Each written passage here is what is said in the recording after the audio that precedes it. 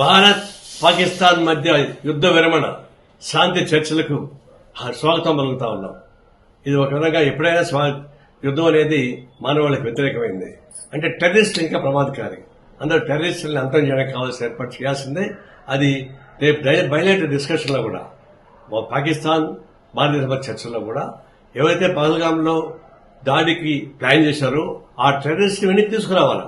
ఎందుకంటే గతంలో బాంబేలో హోటల్ పైన దాడి చేసిన టెర్రరిస్ట్ వెనక్కి తీసుకొచ్చారు కదా, అదే పద్ధతుల్లో వీళ్ళని కూడా టెర్రరిస్ట్ కూడా వెనక్కి తీసుకోవాల్సిన అవసరం ఉంది. దాని బయట డిస్కషన్ పెట్టాలి.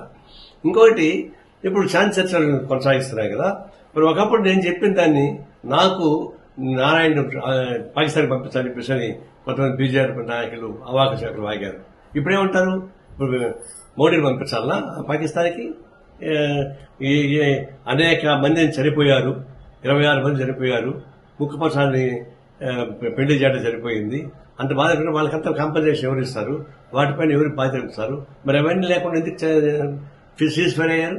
ఎందుకు పీఓకి ఎందుకు ఆక్రమించుకోవడం ఇష్యూ చేశారు? ఇవన్నీ చూసినప్పుడు మీరు టాక్టిఫుల్ గా భారతదేశం అడ్డం పెట్టుకుని చేసే వ్యాపారం తప్పకుండా నాకేం కనపడలేదు. సిన్సియర్గా మేము టెర్రరిస్ట్ పైన దాడి చేయమని గట్టిగా చెప్పిన దానికి మమ్మల్ని అపార్థం చేసుకుంటారా? నేను తీవ్రంగా నిరసిస్తా ఉన్నాం. ఈ శాంతి చర్చను స్వాగతిస్తా ఉన్నాం.